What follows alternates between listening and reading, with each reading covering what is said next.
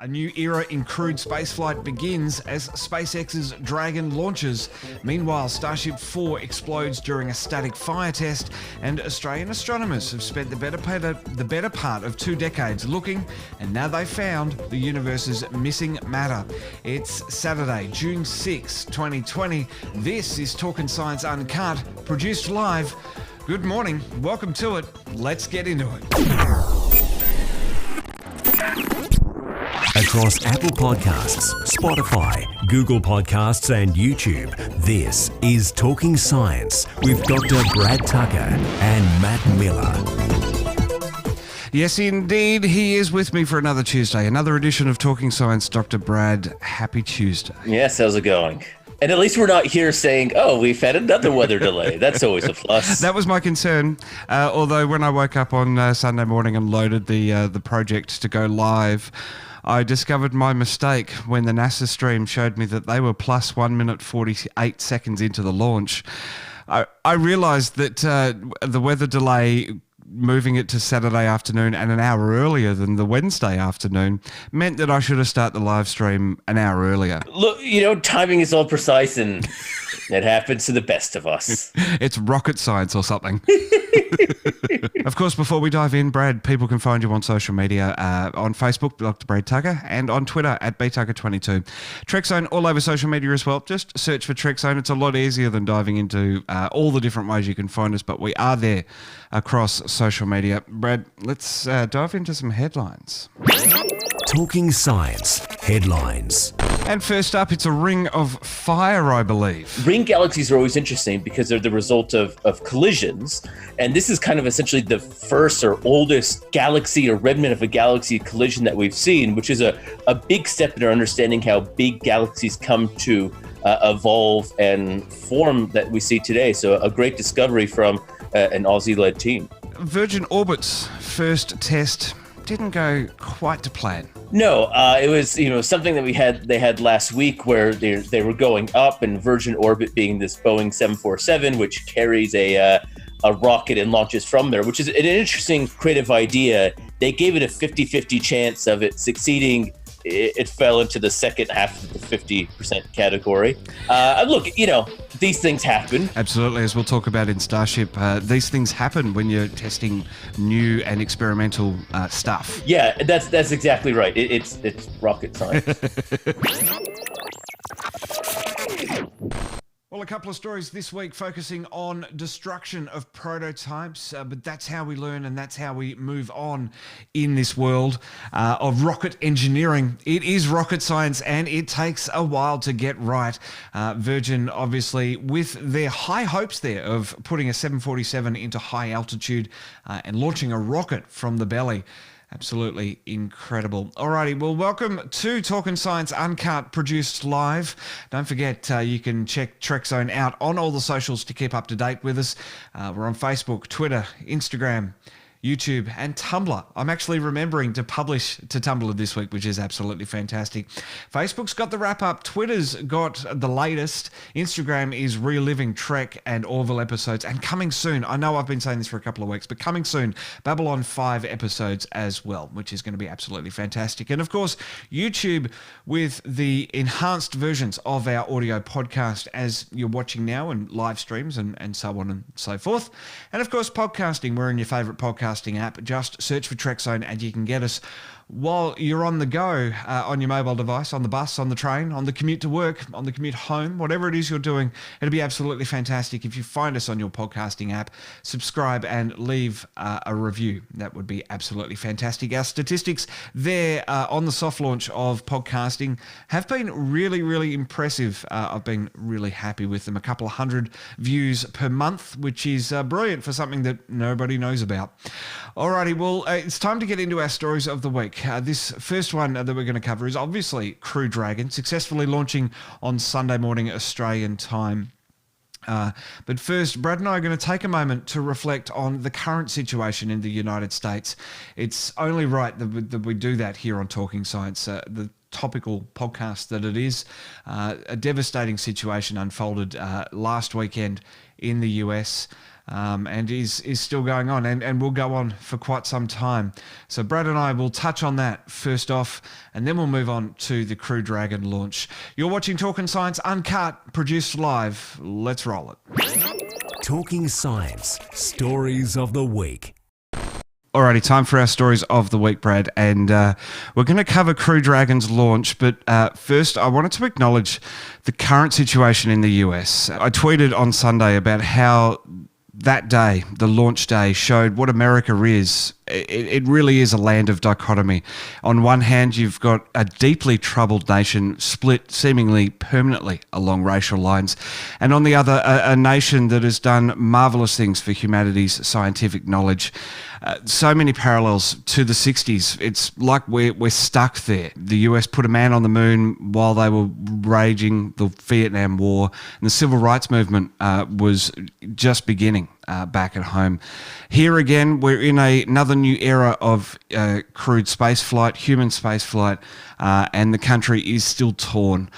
What are your thoughts and feelings on launch day and how everything's happening in the States at the moment, especially being an expat American? Yeah, look, I mean, it's troubling to say the least. There's a lot of built up emotion here, and it's also related to frustration over coronavirus, and it's been one wave after another. And when we talk about sometimes space stuff, and that it hopefully has the ability to unite and join in people, I hope that there is a way that we can find that. It's not going to solve the problems because those are more deep and wider than space technology can do, but maybe there is that hope that while working together, we are stronger than working apart.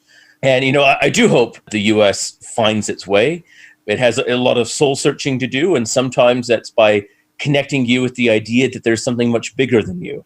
And that's what space can always offer. I mean, I really did want to acknowledge that, especially with Talking Science. We're a very topical podcast. Sometimes with podcasts, and especially what I try and do on the main show, is be a little bit timeless with guests and interviews and the way things are done there. But here on Talking Science, we very much do live in the day that we're recording. And it only seems right to acknowledge what's happening as a whole on planet Earth, and that's why I've been doing the timer of coronavirus in each opener for 72 days now.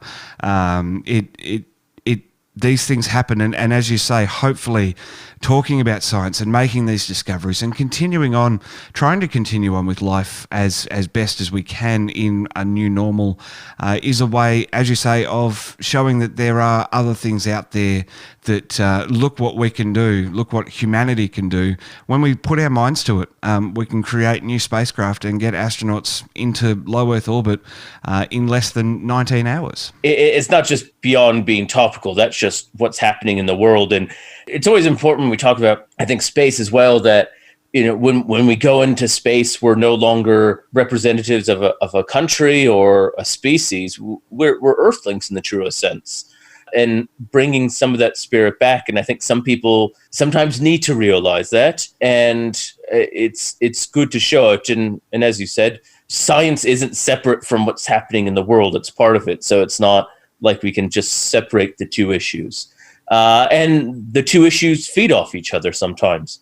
During the height of the coronavirus impact, NASA scientists were finding ways of fast-lining some of the technology they were doing to help in respirators and those sorts of things. So it goes hand in hand, and we still hope that the US finds its way. Absolutely. All right. Well, let's move on to the Dragon launch. A weather delay forced the postponement to Saturday afternoon Eastern time, and they successfully made that launch. I do feel that the weather risk was about the same, but they just decided that they couldn't postpone again. Yeah, it definitely was. The weather was again like a 50-50 on the morning of the launch US time, and it was a bit dicey. I think the weather did improve eventually, and the skies were definitely a lot better than they were than Thursday. And we look at some of the critical things. They didn't have a tornado warning this time, which is always helpful. There's a lot less electrical activity, lightning activity, which is always one of the problems. They just were on the other side of the okay window on Thursday. and Sunday they were on this side of the okay window, and they had a go at it, and it succeeded. Absolutely, and of course, you know, the intimation there for me is not to say that they launched at risk, but I was reading up pre-launch on Thursday, our time, that you can never guarantee 100% perfect weather for the entire launch into orbit, getting beyond any cloud layer of planet Earth, because it is such a long way that they travel. They don't just go straight up from Cape Canaveral. It's straight up and over the Earth. Local weather changes each mile you go, and you heard that in the call-outs on the live stream, that they were talking about each time the spacecraft had progressed a little bit further, they were then looking at the weather further downrange, and there was even a call-out to Shannon, which is in Ireland, which would have been a recovery point if the worst had have happened. It's the sort of thing that you can't have clear weather essentially across half the Earth. That doesn't really happen. So you're trying to minimize that. You try and find, the right set of conditions and the best circumstances possible. But it does raise the point, weather delays are not new to Crew Dragon. It happened to lots of rocket launches, the space shuttle, etc. One of the problems is it's Florida. And so you're launching from Florida, and it has this weather. Now, obviously, you want to launch near the equator, which is, the best way, the quickest way to get into space in terms of speed. But, you want to find a place that has drier weather. And that is one of the reasons why places in the northern part of Australia are talking about it, especially when they get away from some of the tropical places and inland. It's very dry. So you're closer to the equator than Florida, and you have seasons at least with better weather. If you go to Darwin, for instance, the Northern Territory during the dry season, for those who don't know, Darwin doesn't have summer and winter. They have dry and wet seasons. So you can imagine why you would want to launch from the dry season in Darwin. They don't have weather there. And so that means there's advantages of some of these other places looking around the world for future launch sites to avoid these weather delays. In terms of this launch, everything just seemed to go right. Not only did the Falcon 9 lift off, separate from the Dragon capsule, but the first stage landed on their drone ship, affectionately named, Of Course I Still Love You. And then they completed their checks over 19 hours, had a built-in sleep period. I don't know whether they slept, but they docked with the space station yesterday at about 3 a.m. Australian Eastern Time. Yeah, it'd be interesting to see. It's kind of like, how giddy they were and how excited they were. Were they really wanting to sleep? It'd be kind of hard, I think. Or were they just kind of hanging out and, let's get this show on the road type thing. Downtime is still downtime, whatever it is you're doing. That's right, exactly. It is important to have it, especially when you are on a test flight. As you said, it went according to plan. It was a good launch. It was successful. That's what everything wanted to see. And it was not just great for SpaceX or for private companies or NASA. It was also just great for the astronauts themselves. It was absolutely fantastic. And to see those pictures of them, of astronauts Bob and Doug, going through the airlock of the space station, the first time that a commercially built spacecraft with humans on board has docked with the International Space Station, and those astronauts joining their colleagues on the space station to perform some separate tests on Dragon and see how it survives. Brad, do we know how long they're staying in orbit as yet? Look, they've nominally said 1 to 4 months. They have a bit more of an open-ended mission compared to most of the other space station STS missions. The reason being, as you said, they want to do some testing more on Dragon. They will partake in kind of everyday normal space station stuff. One of the goals here, though, is they need to eventually analyze all of the data from the flight, on board and all sorts of things. So they need to get it back down so they can do the final testing so that it could, get the check that everything went according to plan and it can enter full service mode. So I think the question is, will they want to accelerate that process so they can move on faster? Are they willing to wait a little bit longer in space? By being in space for a long time, it's like a vacuum test. And we've talked about this before with other spacecraft doing their vacuum testing and their space environment testing. The best way of testing in the space environment is in space. So, there's an advantage of leaving it up there as well. So there's a few different things. I think they're going to see how the mission proceeds. They will definitely be back by the end of September. That is the latest that they can come back down. But I imagine we'll probably see them a bit earlier than that. And of course, astronauts Doug Hurley and Bob Behnken are now on board the International Space Station. They'll be there for a couple of months, analysing all the data of the launch and seeing just how well Crew Dragon goes in the coldness of space docked at the International Space Station. The mission parameters call for that craft to be able to be docked at the station for about 110 days. So maybe they're going to stick it out for 110 days just to see exactly how it goes, because then they've got the ultimate test. Well, don't forget, Trekzone is on social media, Facebook with the wrap-up, Twitter with the latest, Instagram reliving Trek episodes and Orville episodes as well. Coming soon, Babylon 5 as well, which is going to be very exciting. YouTube with the enhanced versions of our audio podcasts. And of course, podcasts. We're on your favourite app, Google Podcasts, Spotify, Tuned In, Stitcher, Apple Podcasts. We're there. Just search for Trekzone, subscribe, leave a review, and that'll be absolutely fantastic. Righty, well, you are watching this live edition of Talkin Science Uncut. It's time to keep moving through the show. Now, Brad and I are going to be chatting about the Starship Destruction, the Starship explosion that happened at the Boca Chica proving ground, completely unrelated to Crew Dragon and completely unfortunate that it happened about 24 hours before Dragon successfully launched. But these are the way things go, and obviously they're two separate projects that two separate teams of engineers are working on, and Starship, as big as it is going to encounter some problems. Brad and I chat about this one. Talking Science, Stories of the Week. Alrighty, well, our next story here on Talkin Science this week is another SpaceX story, completely unrelated to Dragon's success in more ways than one, unfortunately. Starship 4, the fifth experimental prototype to bear the name, has exploded at the proving grounds there in Boca Chica in South Texas. And look, it exploded a day before the other launch, which is not necessarily what you want to see. Exactly. But it is two separate things. It wouldn't ever impact what they're doing on Crew Dragon.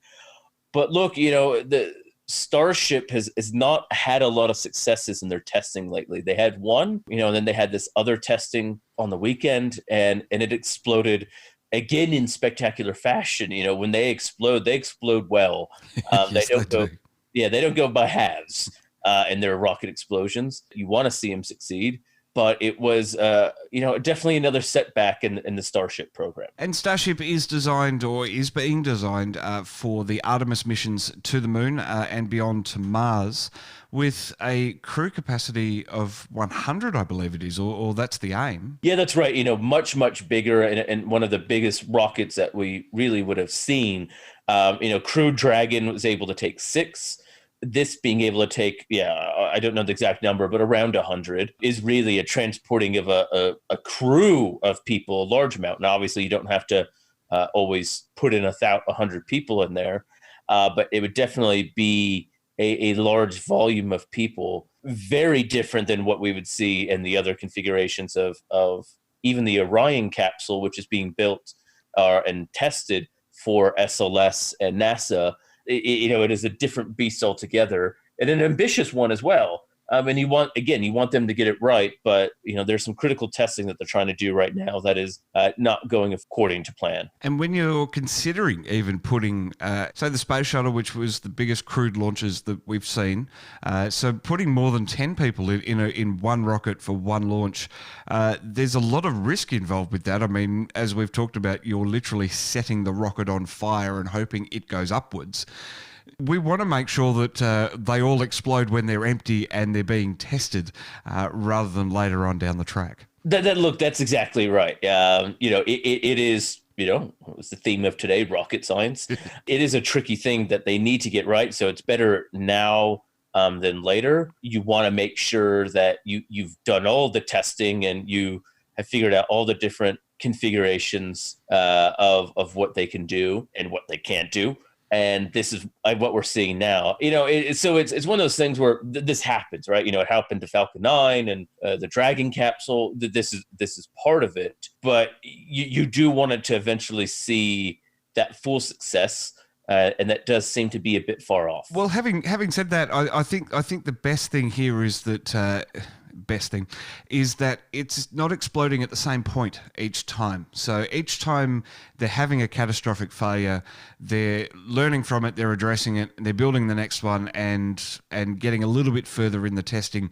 In theory, this means that eventually there'll be a model that works, and that'll be the model that goes into mass production. Look, that's exactly a good point, right? They're getting further in the testing procedure, which means that they are making advancements, and that's what you want. The reason it takes a while to build a rocket is because you have incremental progress. It doesn't just say, hey, I'm building a rocket and it works. It doesn't quite work like that. And so they at least are moving in the right track, which is a hopeful sign. Well, things can only get better as Starship 5 prepares to roll off the assembly line. And as we said there in that story of the week, they are progressing further and further down the test chain, all of test firings. At least it's not the same mistake that is cropping up every single time, which is really, really fantastic. Welcome back to Trekzone Live. This is Talkin Science Uncut, and I want to remind you about Trekzone on social media: Facebook, Twitter, Instagram, Tumblr, that's what it's called, YouTube. We're also on podcasting apps as well. We're going to keep rolling into the stories of the week. Brad and I are talking about Australian astronomers that have led some research over the last couple of decades, finding baryon particles. It's the universe's missing matter, and it's really incredible exactly how they're making these discoveries. This is another Talkin Science Story of the Week. Talking Science Stories of the Week. Australian astronomers using the Square Kilometre Array Pathfinder have spent the better part of 2 decades looking for the universe's missing matter. Where'd the universe put it, and how did it tell us to go look for it? Yeah, so one of the things when we measure or add up how much matter there is in space. Now, when we're saying matter, we're not talking about dark matter. We're talking about normal matter, atoms and protons and that sort of thing.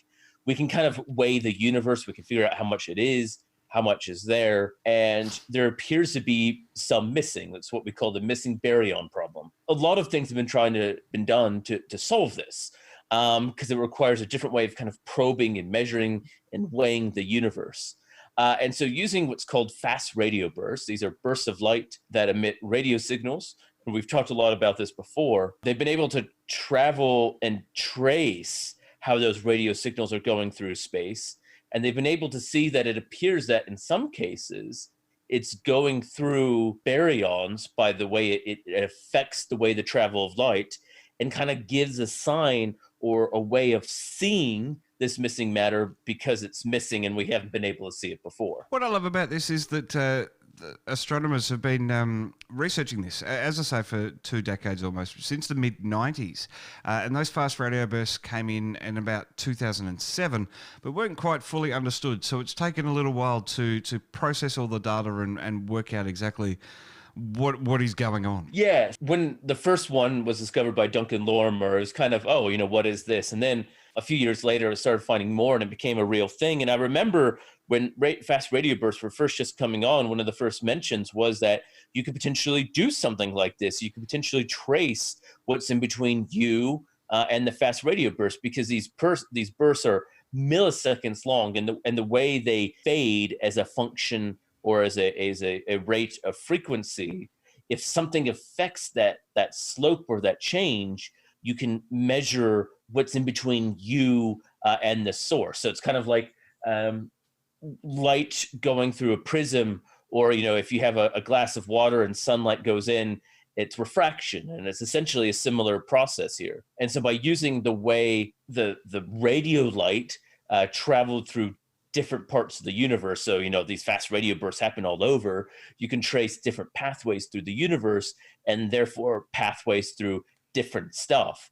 And what they found is that in some cases, there clearly was an effect of traveling through something and causing this kind of light bending or refraction and being able to see this missing matter. So, really hopeful that it turns out to be exactly correct, because it's a really big, important thing in knowing exactly how much stuff is there and being able to see how much stuff is there. And we've talked about on Talkin Science before about how we need these large telescopes. The night sky is huge, so we need large telescopes. And unfortunately, the bigger you get, the harder it is to manufacture. So we're moving along to square kilometer array is one project that's working like that. The Pathfinder project in the Midwest of Western Australia is an array of 36 radio telescopes, which provides about the coverage of, or the same coverage as a 4,000 square meter dish. Now, given the scales, I think it's a lot easier to produce 36 little telescopes instead of one big 4,000 square meter one. That's exactly right. You don't know where these bursts are going to come, so you just have to have a huge amount of area and looking all over. It's like looking at a meteor shower on, at home. You want to have a nice, wide, clear view so you can see as much of the sky as possible. In this case, you just need a big telescope or a wide telescope. And it's, as you said, sometimes too hard to build a single one. And they're looking at an area, as you said, it's about 60 times the full moon, which is a pretty big chunk of area to be searching in every single image just to see these fast radio bursts. And it's not like you have any prediction where they're going to happen. You just have to keep looking and looking and looking and get lucky and wait for them to appear or explode or happen. And you to be pointing at the right place at the right time for something that literally only lasts a millisecond.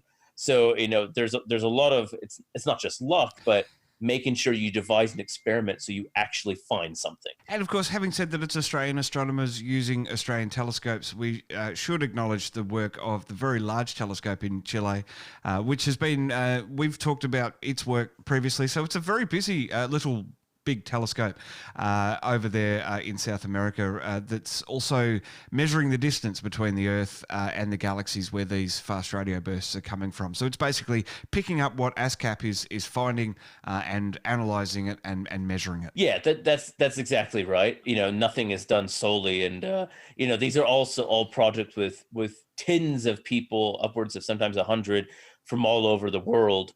So it is a very international collaboration, but it's always nice to see the instruments and tools of Australia being at the forefront of cutting edge science. And just lastly, Brad, on this one, making this discovery doesn't mean that we're going to be learning all there is to know about the universe. There's still plenty of stuff out there that we don't know about. Yeah, there's a laundry list of stuff we don't know about. And again, this is, firstly has to be confirmed. You want an independent way of measuring it. You want to obviously reproducibility is another aspect of science. So being able to go out and see it again and making sure, your hypothesis is correct of what you see. So, it's kind of this finding that right balance between making success in discoveries and also understanding what those discoveries mean. So there's still a lot more to go. Well, it is absolutely fantastic that Australian astronomers are leading the way in research, and it's not the only project that Australians are leading the way in, which is really, really cool. This has been Talkin Science Uncut, produced live for another Saturday. Don't forget to like, follow, subscribe to Trekzone all over social media. I keep mentioning it, but I want to keep mentioning it because I really want you to engage with me on the Trekzone socials, really build that community and tell me what you want to see, and I'll try and make that show a reality. Leave a comment here on YouTube or on Twitter, Facebook Live, wherever you're watching this live stream. And don't forget, Trekzone on Facebook has the wrap-up, Twitter on Trekzone on Twitter, Twitter on Trekzone has the latest. Instagram has Star Trek and Orville episodes and Babylon 5 coming soon. YouTube has the enhanced versions of the audio podcasts. And of course, Google Podcasts, Spotify, Tuned In, Stitcher, and Apple Podcasts as well. We're there. Just search for Trekzone, subscribe to us, get the latest episodes directly to your mobile, and listen to us while you're on the go. That would be really, really cool. Alrighty, well, I'm Matt Miller. This has been Talkin Science Live. The sun has risen for another day, so it's time to do other things on the day and wrap up this live stream. Thanks so much for watching. We'll catch you again on Monday with another edition of a Trekzone Conversation.